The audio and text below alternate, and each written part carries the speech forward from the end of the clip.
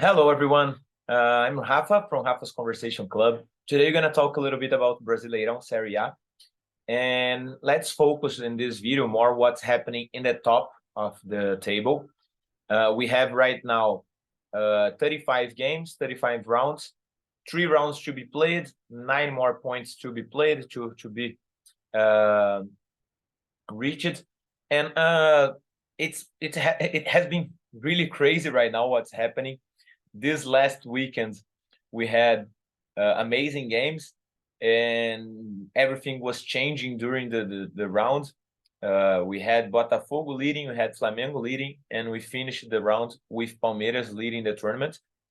And just to show quick thing here, from the 6th to the 1st, we have only 4 points difference. So all of them still fighting for the title.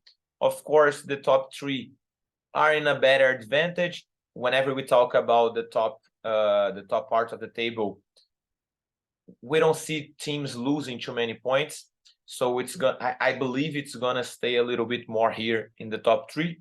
But as it is football, and it's soccer, and it is Brasileirão, everything can happen. Maybe even Bragantino can be the champion. Let's focus a little bit in the games that we had this weekend, and I'm going to start talking a little bit about Botafogo and Santos. We had a 1-1 draw. Botafogo started the game playing well, scored the first goal, was in the lead of the game, and also came back to be the leader of Brasileirão. Whenever Botafogo was winning, they were the leader. The game started a little bit earlier. So, but at the end, as it has been happening in the second half of the tournament, Botafogo let it run away from the victory, run away from its hands in the 45 minutes of the second half. So, hard draw that feels like a losing for Botafogo.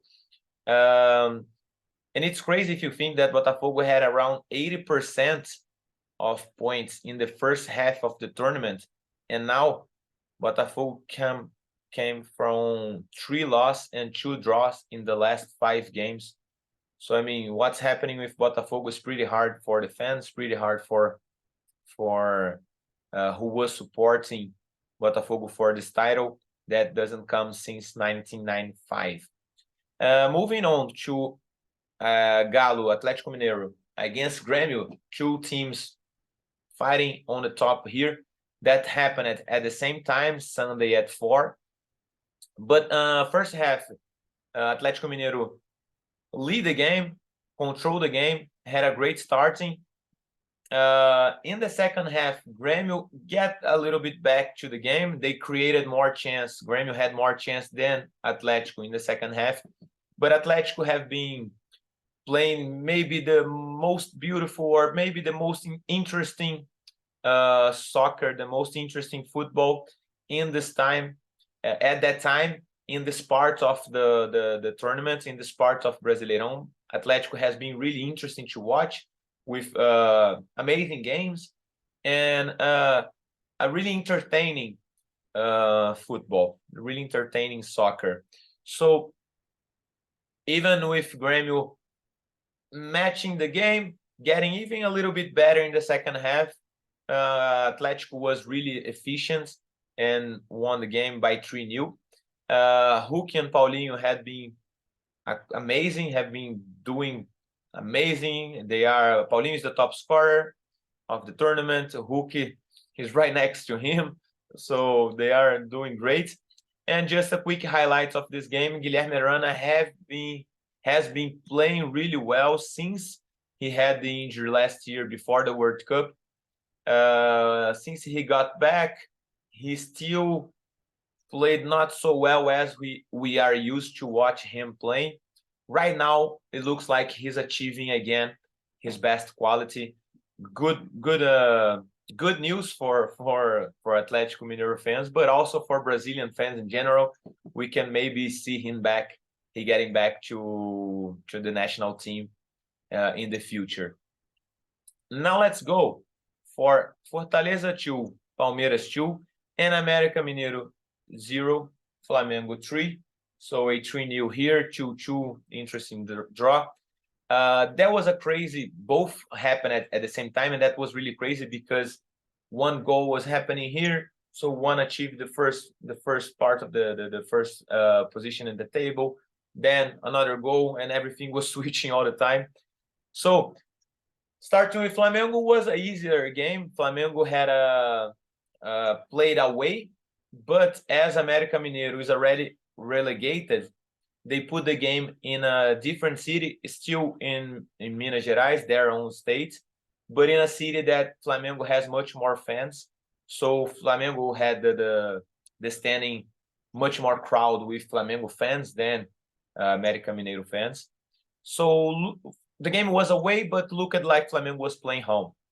Of course, not in Maracanã, not where they are used to, but with most of the supporters. Flamengo had a good game, not so hard.